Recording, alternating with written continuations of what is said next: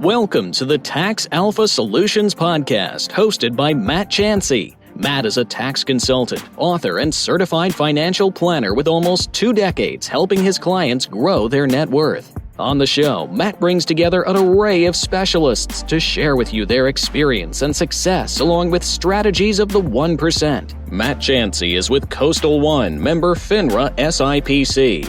And now, here's your host, Matt Chansey.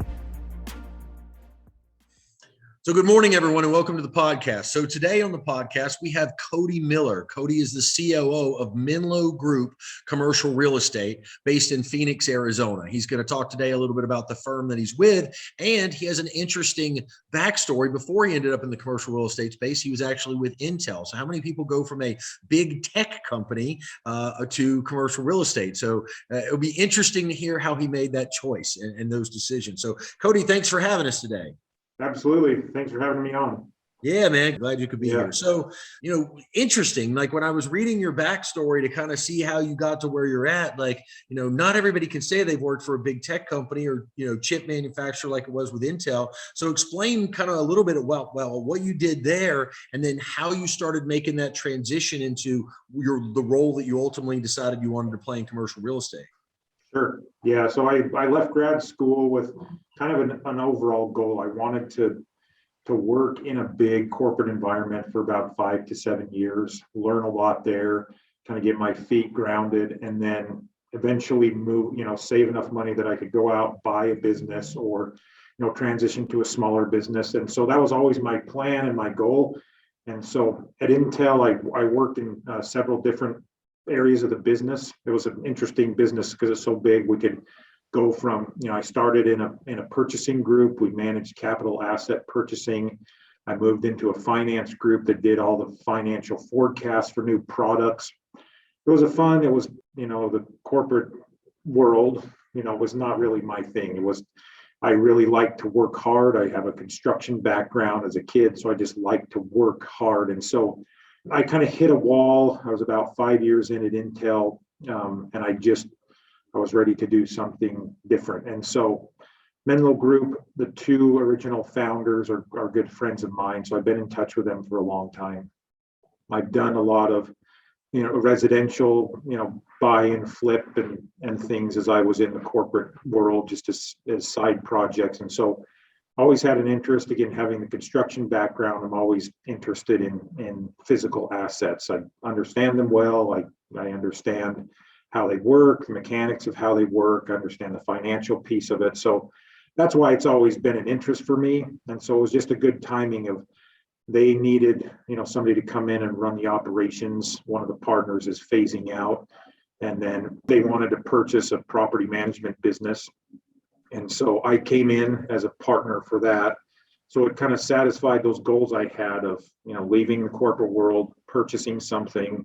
So I led that acquisition and then also, managing a smaller business. I just like it. It's more fun for me. It's more dynamic. It's harder work, right? You live and die by the work that you do a lot more than you do in the corporate world. So, but I like that. I like the hard work aspect and the reward from that. So kind of that was a transition over here. Again, the real estate world's been interesting to me since I was young in the construction world. I like the commercial world. It's very professional. It's very, and so it's just an interesting environment. So it was the opportunity, I think, number one, and it satisfied some of the goals I had. So, but yeah, very different, very, very different than Intel. Yeah, well, when you're with a bigger company, sometimes you get to learn and experience things with guardrails on it because it's a big company. Yeah. You by yourself probably can't run it off of the tracks, right? Correct. But in a small business environment, you make some wrong decisions and you could run the thing off of the tracks, right? Yeah, I made one bad hire maybe 6 months ago, right? And it's been painful. Where before, I managed a team of 12 people at Intel and you had 1 or 2 bad people and it doesn't affect that much, but one bad hire has been really, really tough, created some conflict within the team and it's been, tough to manage through. So absolutely. Well, hopefully they see this podcast and they know who they are and they self-select out. They already selected out. They were not self-selected out. They were. There's always a soft landing somewhere, right? I guess. That's funny you bring up construction as a kid. You know, my stepdad was a building contractor, and I was roofing houses when I was 14 because I was big enough to throw plywood on a roof. Yep. So I get it. And I realized that I needed to stay in school a while to be more on the academic side of it because that part was really hard. It's exactly the same. I did framing and roofing as a teenager. So, yep. Absolutely understand that. So very interesting that you had friends that you had known for a while that had owned the Menlo business, right? The Menlo commercial real estate. So let's talk a little bit about the Menlo business. Like what is, I know you're in commercial real estate. Are there asset classes that you specialize in over others? Are there geographic areas where you guys specialize in? Are you more buy side? Are you more sell side? Let's kind of walk down that path. So we are, we focus, I mean, we're in Phoenix, we focus in the metro Phoenix and Arizona, you know, generally. Our main focus is actually like professional office, medical, dental, and vet practices and buildings. So it's kind of an interesting little niche, you know, kind of smaller single tenant professional office space.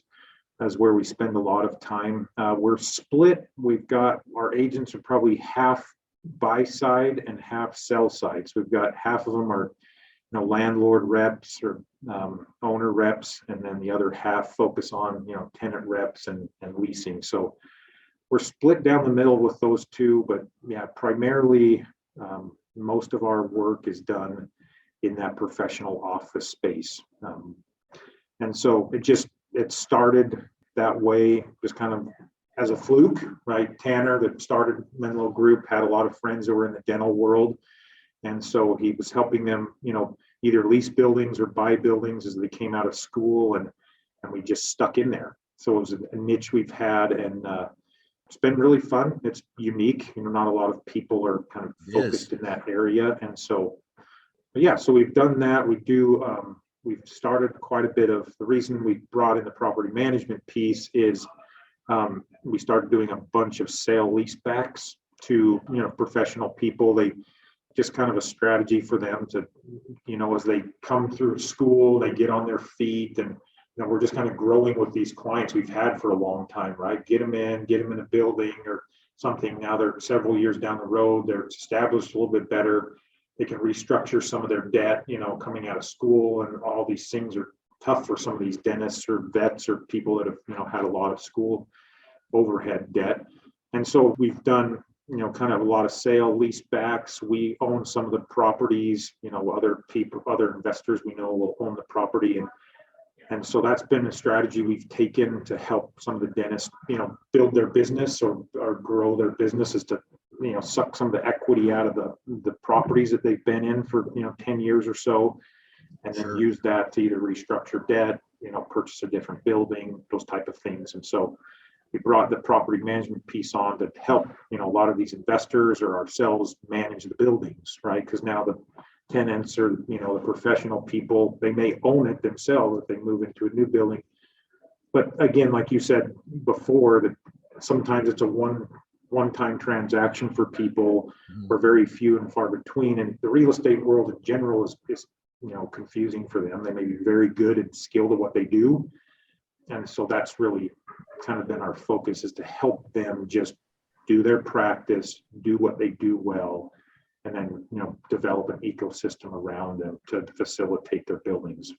Sure, that makes sense. And that niche is very interesting, because I know people in the M&A world that focus on only selling dental practices and those, you know, those single tenanted, you know, professional services business, I guess you would say, right? I know people that do that in the M&A space, but I have never actually encountered someone that does that specifically in the real estate world. So that is, and then back ending the property management component with the sale leaseback function. So to, you know, unleash that trapped equity potentially in the deal so they can use it in their business. That's interesting. I have not heard that. So that's definitely a unique niche. Very interesting there. So, you know, I guess the question is then, let's take that a little farther, because that is so unique. talk, because I don't think the average person is going to understand the sale leaseback and why someone, so I'm a dentist, I own a building, right? Why would I ever want to sell that building to you and then lease that building back from you? Explain that to somebody so that they can wrap their mind around the concept. Yeah. So it's, again, part of it varies by, there's a lot of financial components to this. So this is one part of the commercial real estate world that interests me, coming from, a finance type background, is there's a lot of, financial decision based on it. So in the sale leaseback world, right, we're looking just, at somebody's practice, at somebody's debt structure, at where they are in a building ownership, right? How much equity potentially is within that building. And again, if I'm, like you said, if I'm a dentist, I do dental work very well, right? But I may be loaded with a bunch of debt, school debt, practice debt, right? If I've got to go in and build out a space, bring on a bunch of additional debt. If I can grow in that space, and right now it's been popular for several years because the value of real estate's come up in the last, 10 years, but they can sell it, right? Yes, their lease payment will be higher than, their debt payment on the property, but they, as a professional person, they can use that money. So they'll sell the building, right? Maybe they take $1 million out of it or $2 million out of it, whatever they get out of it. They can either restructure their debt, use that money to pay down their debt, right? So they reduce, some of them have pretty high interest on some of that debt they carry. So we just help them with the finances of, what's your interest on your debt right now? Can you, even if your, lease payment is higher on your property, right? It's just a cost benefit thing of, okay, is that additional cost less than, if you shrink down the cost of your debt? So we do that also for some that don't have, that don't need to restructure debt, then they've got money to then grow or expand their practice. That's the other big piece, right? If I can, a lot of dentists now, a common thing is to have one or two, have multiple locations. Sure. So they run them, a few times a week. They'll bundle and really group, appointments and things into a concentrated few days. And then they try to have more than one office to reach different clientele. And so that's the other piece is, okay, you can pull this money and now use this money to go and build out another space and, expand the business. So that's the other piece that enables them to do that, where some can't do it for a long time because, they can't acquire even more debt or anything to go and build another practice. That just, lenders won't. They won't lend to a certain extent. And so, sure. Yeah, it's just a strategy that we've used to help them if they want to do that. And some just don't want, another piece is some just don't want their building. That's the other thing, right? It's like, well, I want to practice dentistry and then, the plumbing explodes and they get sick of that stuff. And so if I can just offload it, just focus on the core of what I'm good at. Some just like to do that to simplify their life down. Sure. And that would be a reason why some people wouldn't necessarily refinance the asset and take some of the cash out of it that way, right? Yeah. It's like, I don't want to deal with, I'm the tenant, but I don't want to deal with the toilets and tenants and trash of this whole thing. I want to shift that responsibility to somebody else, yeah. Right? Absolutely. Yeah, makes sense. So how do you tell your story? And so I had a couple of questions. So the assets that these smaller professional services, are they purpose built many times? Are you guys doing the development side of those assets where you're building it to specifically be that thing? Or are they older, maybe real estate assets that were potentially repurposed and repositioned to be that dental office or that physician's office or whatever it is, right? Yeah, most of them are purpose built out of the box. Okay. So yeah, it's a big lift to get them, outfitted correctly.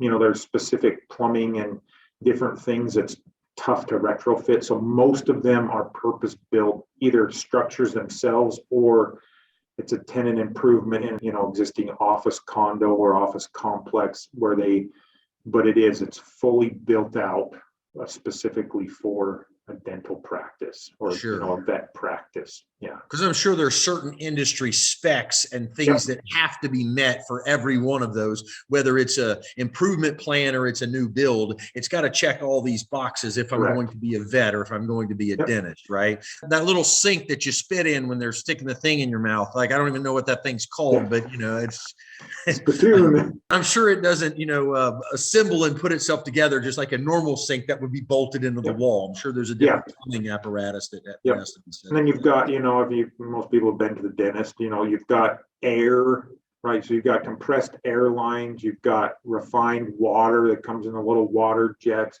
All that stuff has to be plumbed with certain plumbing and certain, specifications and certain areas. So yeah, they're all very specifically purpose built. Sure. So I can see some of the opportunities in being very specific in the vertical, the way that you're built, right? When people find out that you do what you do and they're a vet or a dentist, they're like, hey, I want to talk to that person, right? Maybe there's some other benefits that I'm unaware of that I'm just not seeing, but what are some of the obstacles that are also presented by that very narrow vertical as well? Like, do you turn business away sometimes because it doesn't fit exactly what you're looking for? Or are you guys always open to the idea of a vertical that's just maybe the next one over, right? Yeah. And it's close enough to what you're doing that you're like, hey, we can take that on. Yeah, we have. So we've got, 12 agents. Probably 8 of them are in the medical, dental, vet world, right? The others, we've got an industrial broker. We've got a guy that does hotel and multifamily. They're not really the core focus, but there's enough business now that, as we've been established for a while, that stuff cascades off. But yes, there is, for example, we manage a bunch of retail strip centers, but we don't lease them. We don't represent the owners on the leasing. We're not good at it, right? And it's right there for us to sit and say, hey, we manage this stuff, but it would be a disservice to you to have us do it because we're just not in the retail leasing space. Right. Sure. So there is business that comes now that we just turn down. And that's part of kind of our core focus. That the reason I wanted to come to Menlo was, they're known really well in the industry. I mean, that's the good and bad of like focusing in kind of that medical vet dental world. They are known really well, but so they have a very strong reputation. So that's what I like, right? The super strong reputation, but with that comes, kind of a responsibility, I think, of, if you call and, hey, I've got this, this retail center I want you to sell for me. And it's like, I'd love to just say, yeah, I'll take the assignment and go sell it. But we sit there and say, it's not what we do, right? Somebody else is much better at that industry, understands it. So that is a downfall, right? We do turn business down.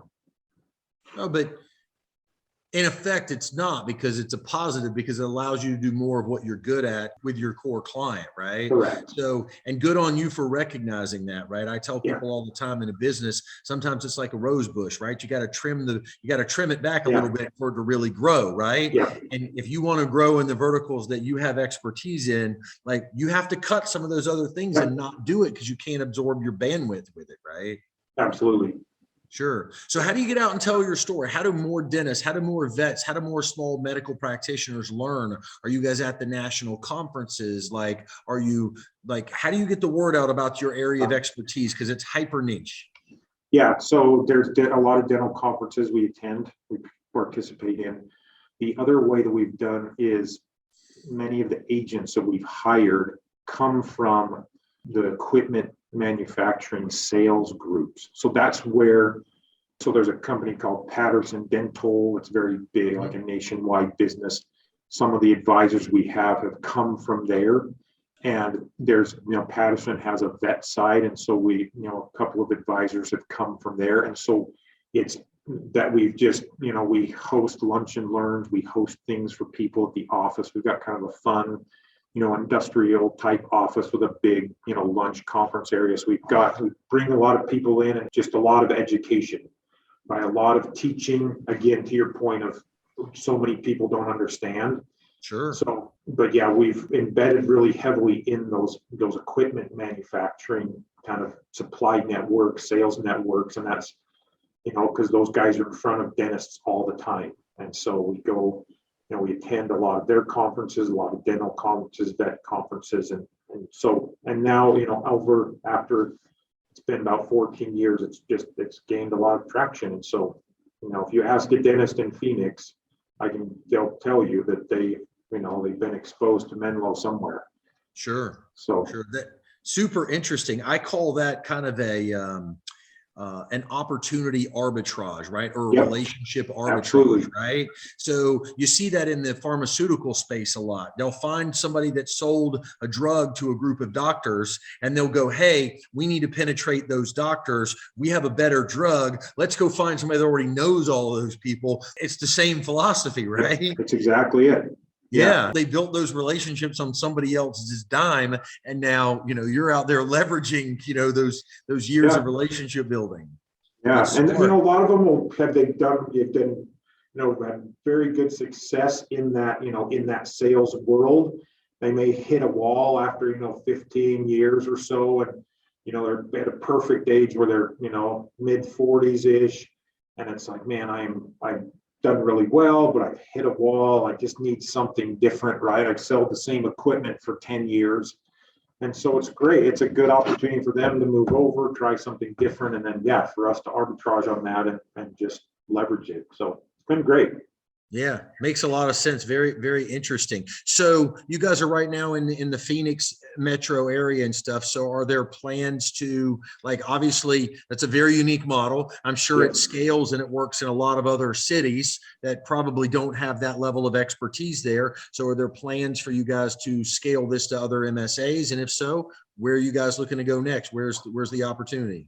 Yeah, so our philosophy is the right person, the right seat. And so we're just looking, right? Before the pandemic shut down, we were almost ready to go to Utah. We had 2 dental sales reps in Utah that wanted to move over, started that structure, and then it didn't, things shut down. We didn't end up going there. There's a guy in Chicago that's a lead sales rep for a big dental supply company there that we've been talking to for several months. So we don't have a plan to go anywhere specifically. It's just we're the main thing is we're trying to find the people again through that network. We're trying to find the person or the few people in a market that we can then take our core, right? We've developed a core of the transaction with transaction managers and a very clear process to help the dentist, educate themselves and learn through the transaction. So we've got a bunch of internal technology and stuff we use to speed through the transactions. So we've got that core, and now it's just transplanting it to support the right person in another market.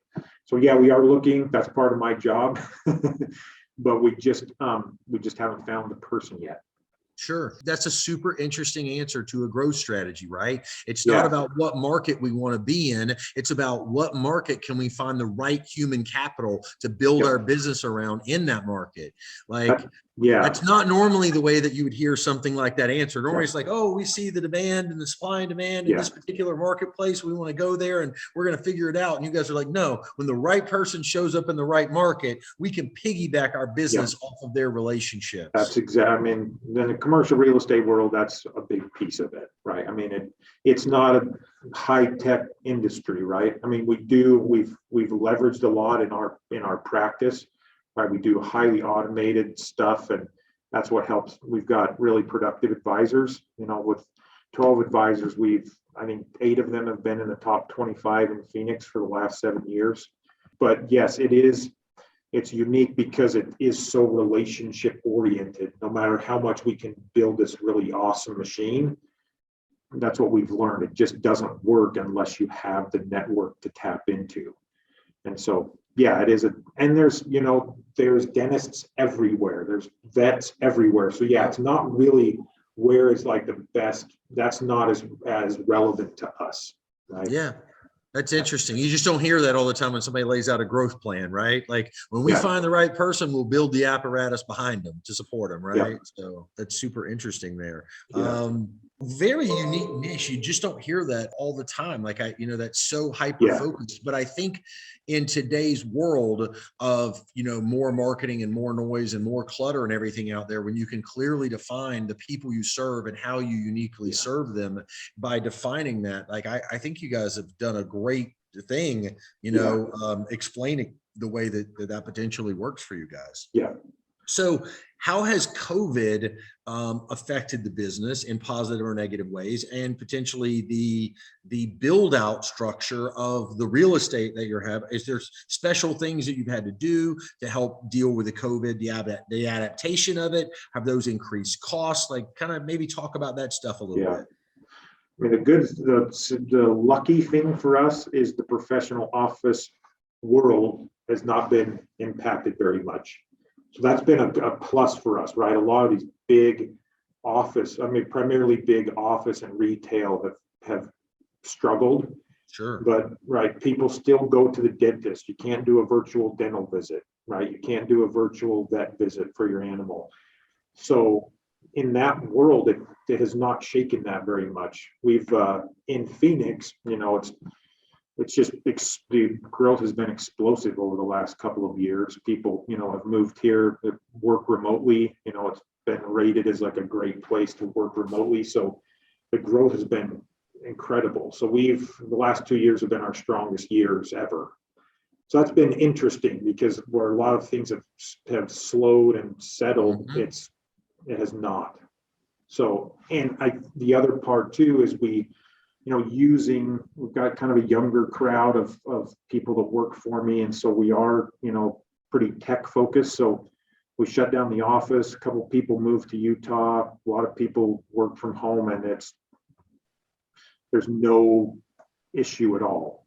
So that's been, very interesting. And the advantage of, so much digital transaction work and automated software that didn't impact us. So that was really good. Again, the one thing that it does is it's a relationship game. And so it's, people for a while, kind of hesitant on, do I want to meet? I don't want to meet. They don't want to move forward. And so there has been some apprehension there, but it hasn't really impacted us that much, which has been a huge blessing. Yeah.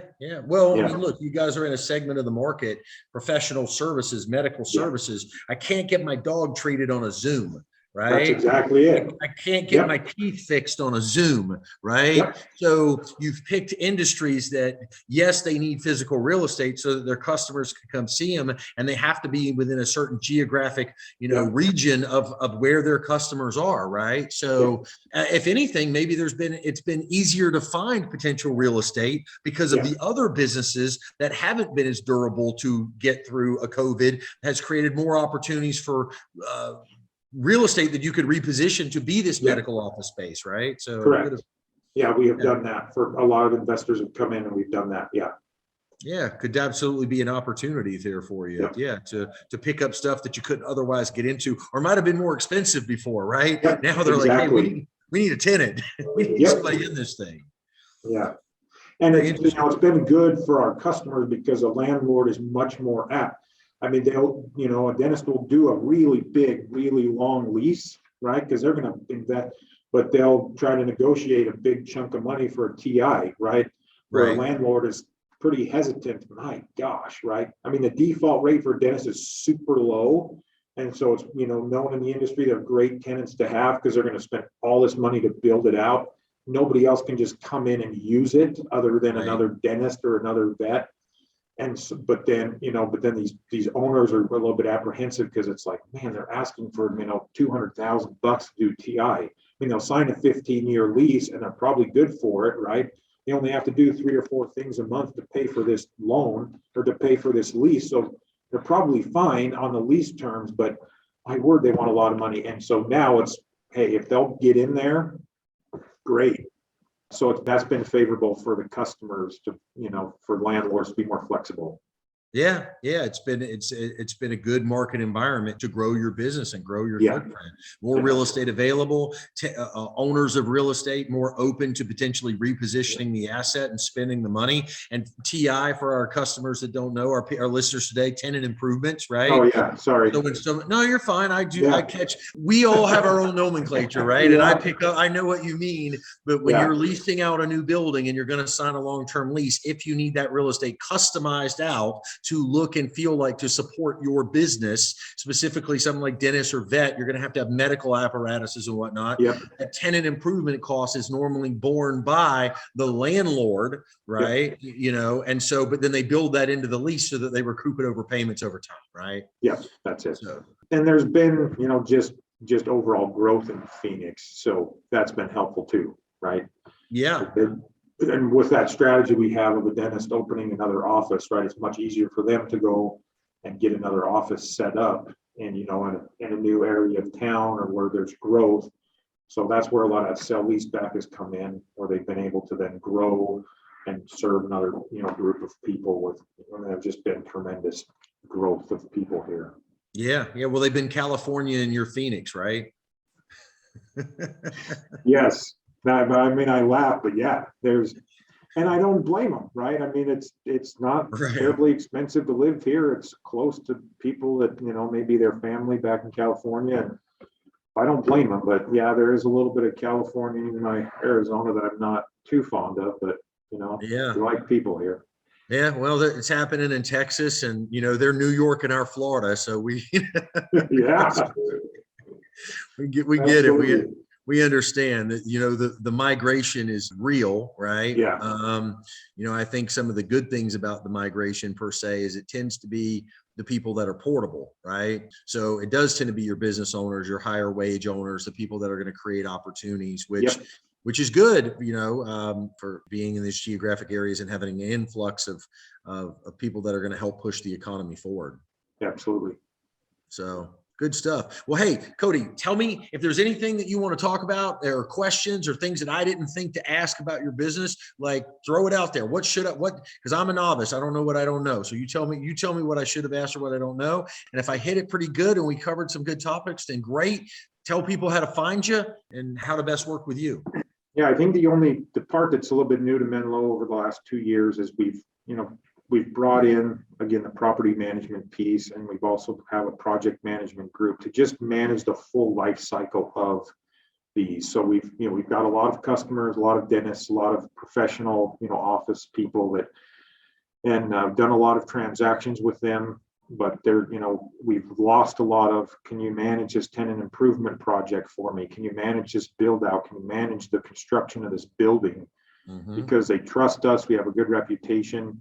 And so until a couple of years ago, the answer has always been no, but we've got, again, somebody from the dental sales world that understands the equipment, understands the layout, the design. He manages the construction management, consulting little division. And then and then for these other people, a lot of investors coming in and buying these, sale lease back type scenarios. And so we've been missing out on, I live in Florida, I live in New York. Can you, manage these 5 buildings for me? I don't know anything about them. I just want to own them. Yep. And so we brought that in-house. So it's been really fun to service like a full life cycle of a customer. So that's something that's starting to be, very helpful for us, is to nurture that person all the way through their ownership and everything of the building. So that's been, that's a little bit unique. Not everybody has that all in-house, but that's something we've tried to do. Again, we're heavy on just educating the client, helping him see it is terrifying. You're laying a lot of money on the line, but we spend a lot of time educating. So yeah, so we're that's Menlo. So we're here. Yeah, we're just outside of Phoenix and Tempe. Our website's menlocre.com for commercial real estate. And so we're here. We can do transactions in all 50 states. We go through a national network.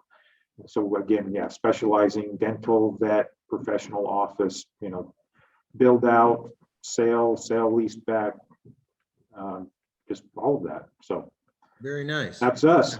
Like, look, the hardest part in any business is finding the first customer, right? Yeah. So when you realize that you have expertise and you can add value in ways that your customers ask for, there's no reason to like only do one thing. Like if you can do other things and add value and make that customer's life better and they're willing to pay you for it, that's good business, right? Yep. Because people are not trying to find new relationships because it's hard to know who to trust out there, right? Exactly.